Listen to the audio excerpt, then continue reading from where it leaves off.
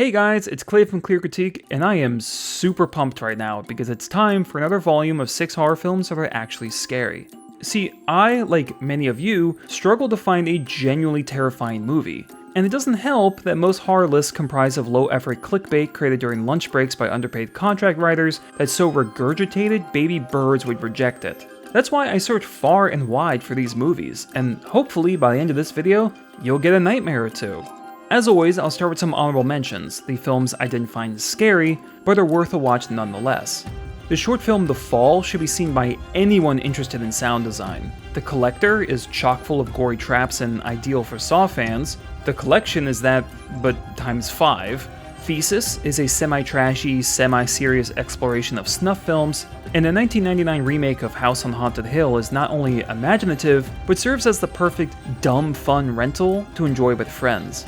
Now, with all that guff out of the way, here are 6 more horror films that are actually scary. If you want to support the channel, please toss me a subscribe, I really appreciate it, and check out the previous volumes in this series. Let's do it! First up is the 2015 Peruvian found footage film, The Entity.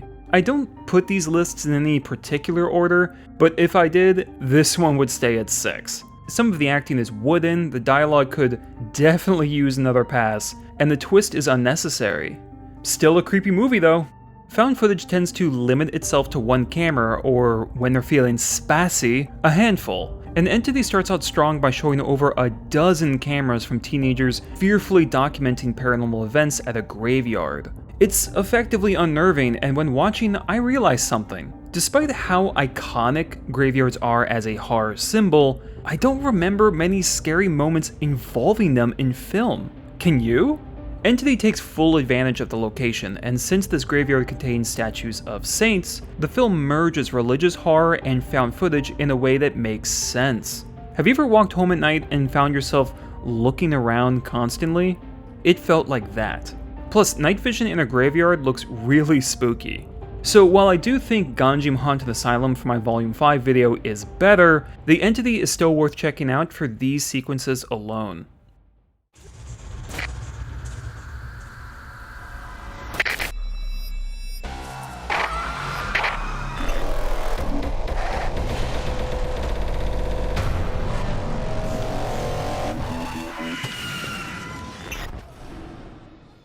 Number 5 is another found footage movie, House LLC. This one also sports a great opening, wherein the debut for a spook house goes horrifically wrong. Customers excitedly wander through the typical pop-out shocks and bloody decor, but the screams for help start to sound a little too real. Once people start running for the exits, the question of how much of this is part of the experience yields a terrible answer.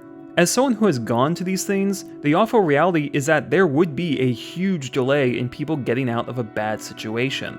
This is an incredibly intense sequence that's realistically depicted, and my only issue is that I wish it went on longer.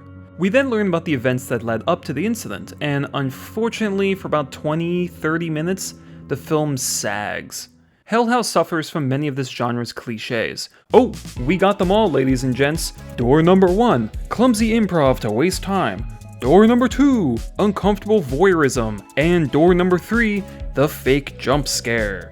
Ah, man, when a film pretends to be scary rather than be scary, yeah, that's just the best. To anyone thinking of creating found footage horror, because I know horror is a big thing for small filmmakers, please, for the love of Jesus, stop including this garbage. Thankfully, the film picks back up once signs of the demonic emerge. The concept of instinct versus logic is reintroduced, and overall, the rest of the film feels like the opening sequence, but stretched out.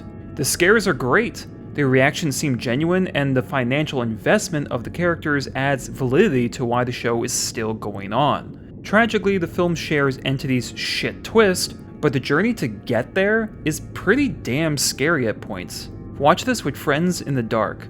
You won't be sorry.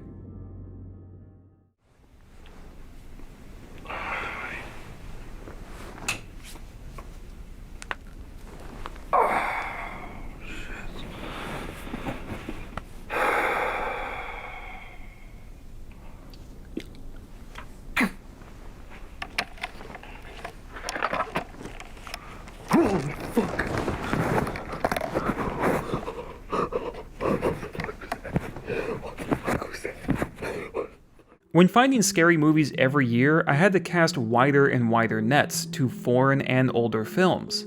In doing this, I realized there was a 70s exemplar of sci-fi horror that I somehow missed, and upon seeing it, was promptly freaked out. The film is 1978's Invasion of the Body Snatchers. At this point, you all may have just diverged, so let me state now that this is an older flick that holds up. Not only due to its hauntingly believable portrayal of panic and paranoia, but for its understanding of horror. Fear of the unknown is a staple when discussing this genre. Such a staple it's practically a nail, but that's because it's so accurate. Invasion knows how to unsettle the audience with the weird and mysterious. From a plot standpoint, we only know what our characters know, so when strange events occur, we share their confusion and helplessness. And then of course, there's the visuals. Everything about these alien invaders, from the way they take over humans to the pods, is bizarre and off-putting. You want to guess at what point the film started to creep me out? The first few minutes, as we watch particles float from another planet into space, towards Earth, into our water supply, and once buds start to blossom, I was just sitting there with a nice big WTF expression fixed on my face. The scene is not indecipherable. I knew this was a life cycle of something alien, but it was still so eerie to watch. Ugh, this is weird. I don't like this. I don't feel right. It's one of those feelings. Plus, the movie just started and the invaders are already here. Oh my god, we're screwed. Invasion of the Body Snatchers is a scary film, but a different kind of scary. The kind that quickly grabs you and then slowly tightens. Saying that, there is one big shock moment. I won't spoil it, but for those who have seen it,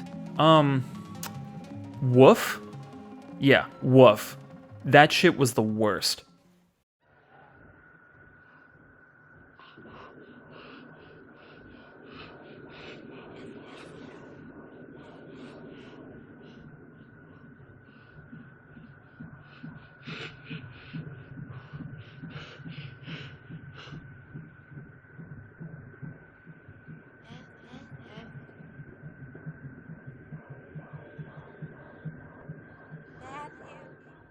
Number 3 is the Japanese horror film Ringu, or Ring, or The Ring, or Honey, something's wrong with the TV.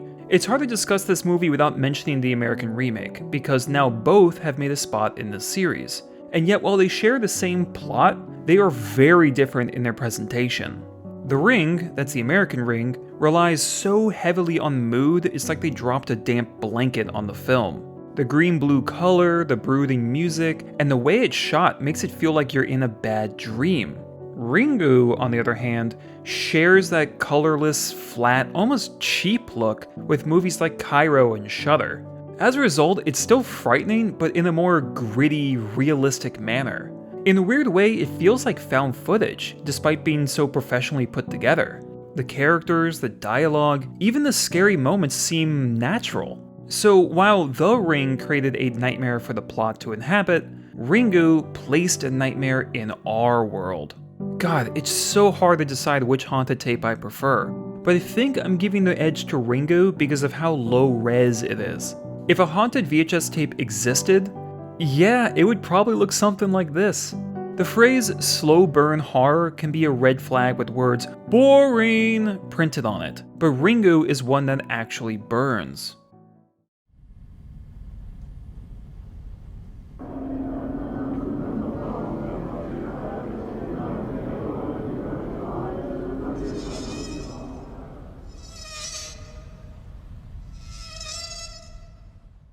I've mentioned my mixed feelings on films by Blumhouse and James Wan, the latter of which some of social media dubs one of the greatest horror directors of all time. Which is a bit overenthusiastic, but it's clear the man has an affinity for establishing tension in a scene, and nowhere is that better explored than in his best film, The Conjuring. This is one of the most, how do I put this, efficient horror films I've seen. No sequence is wasteful, there's no fat to trim. There's also a surprising amount, but never too much of, characterization in the film. You empathize with both the family and the investigators. I think that's a big reason the horror works so well.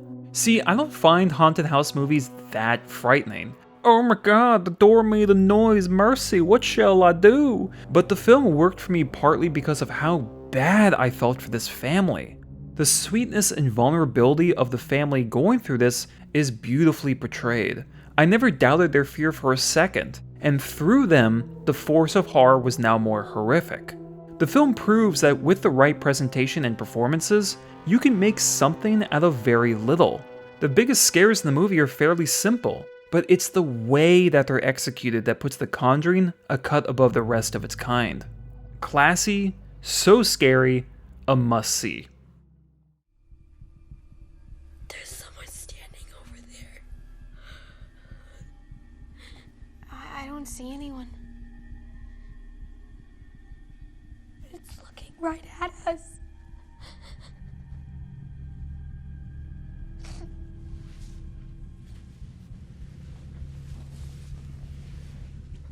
Nancy, don't! Nancy! No, look. Look, there's no one here. See? Ugh, it's that smell again. Oh my god. It's standing right behind you.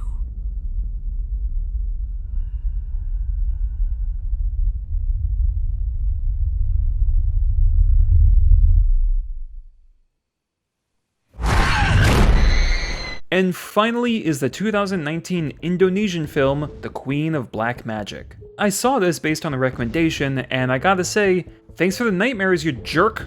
Yes, it is on Shudder, the Fordham University of streaming services, in that 90% of the work goes into marketing, the price tag is outrageous, and it's only tolerable to go there if you're drunk. But trust me when I say that it's worth the free trial. The setup is cool, involving a family reunion through which we learn about the various characters, their relationships, and issues. When it's apparent that a malevolent force of some kind has ensnared them, it haunts them, or otherwise affects them, in ways comparable to those same issues. For example, the woman with anorexia hallucinates herself as overweight in the mirror and decides, psh, time to rectify that, where's my knife?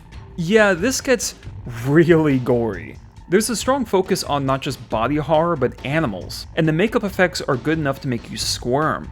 Oh, and I bitched out at one point. Up till then, I've only stopped a horror movie because it was slow motion molasses. Yet this time I'm watching Petrified, and once a creepy home video showed up, I said out loud, nope, fuck this, no more, and I shut it off. I did eventually finish it, which brings me, sadly, to the main negative. The majority of the climax comprises of people yelling to comical effect, an over-the-top villain, and some of the worst CGI fire I've ever seen. Yet it's worth noting that the finale falls so short because it had been flying so high.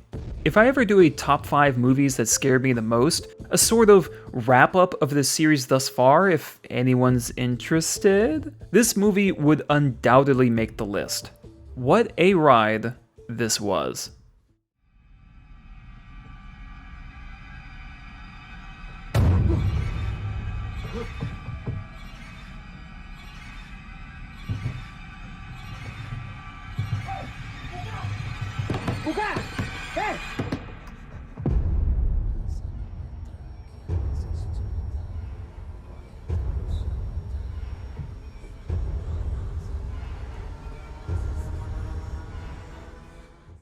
That's it for my list. What horror movies scared you the most? Leave a comment, I read them all, and check out my previous volumes in this series. I got some more horror related videos coming up, so check those out, and as always, thanks for watching.